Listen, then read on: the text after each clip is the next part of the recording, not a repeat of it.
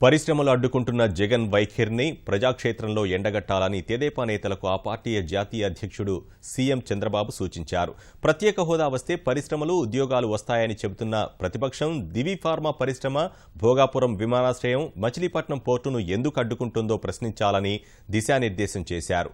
పోలవరం రాజధాని నిర్మాణానికి ఆటంకాలు సృష్టిస్తున్న వైనాన్ని నిలదీయాలని తెదేపా శిక్షణా తరగతుల్లో సూచించారు. నాయకత్వ సాధికారిత పేరిట విజయవాడలో జరుగుతున్న తెలుగుదేశం పార్టీ నాయకుల శిక్షణ తరగతులు తొలి రోజు ఉత్సాహభరితంగా సాగాయి. చంద్రబాబు ప్రారంభోపన్యాసం తర్వాత 2 సెషన్లు జరిగాయి.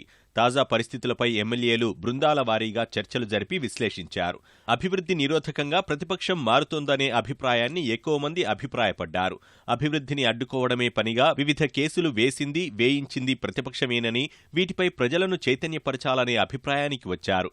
కేంద్రంతో రాజీ పడ్డామనే భావన ప్రజల్లో లేకుండా చూసుకోవాలని కొందరు ఎమ్మెల్యేలు అన్నట్టు తెలిసింది.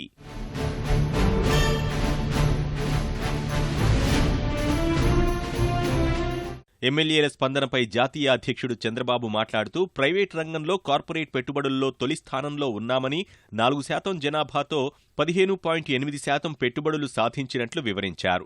గుజరాత్ 14% పెట్టుబడులతో 2వ స్థానంలో ఉందని, దేశంలో నెంబర్ 1 రాష్ట్రంగా ఆంధ్రప్రదేశ్ రూపొందుతుందనడంలో సందేహం లేదన్నారు. కష్టపడితే ఫలితాలు గొప్పగానే ఉంటాయనడానికి 2.5 ఏళ్లలో సాధించిన వృద్ధి రేటే ఉదాహరణని తెలిపారు. ప్రత్యేక హోదా వస్తే పరిశ్రమలు, ఉద్యోగాలు వస్తాయని చెబుతున్న ప్రతిపక్షం దివి ఫార్మా ఏర్పాటును ఎందుకు అడ్డుకుంటుందో ఎండగట్టాలని సూచించారు. ప్యాకేజీకి చట్టబద్ధత కల్పించడానికి చేస్తున్న కృషిని ప్రజల్లోకి తీసుకువెళ్లాలన్నారు. అక్టోబర్ 13, 14న జరిగే జనచైతన్య యాత్రలు విజయవంతం చేయాలని, ప్రత్యేక హోదా, ప్యాకేజీపై స్పష్టతతో మాట్లాడాలని, విమర్శలను సమర్థంగా తిప్పికొట్టాలని దిశానిర్దేశం చేశారు. యువతలో అపోహలు తొలగించి చేస్తున్న మంచిని గట్టిగా చెప్పాలని హితబోధ చేశారు. ప్రతిపక్షం చేస్తున్న చెడు ప్రచారంతో ప్రజలు పక్కదారి పట్టే అవకాశం ఉందని అన్నారు. తెలుగుదేశం గొంతు గట్టిగా వినిపించాలని చంద్రబాబు స్పష్టం చేసినట్లు తెలిసింది. CM dash board, good governance, command control రూంపై ఎమ్మెల్యేలకు, ఎంపీలకు, ఇన్ఛార్జీలకు హరిప్రసాద్ శిక్షణనిచ్చారు. ఎన్టీఆర్ భరోసా, వర్షపాతం, భూగర్భ జలమట్టం, వీధి దీపాలు తదితర వివరాలు ఎప్పటికప్పుడు సీఎం డాష్ బోర్డులో ఎలా వాడుకోవచ్చో వివరించారు. పోలవరం ప్రాజెక్టు పనితీరుపైన చర్చ జరిగింది.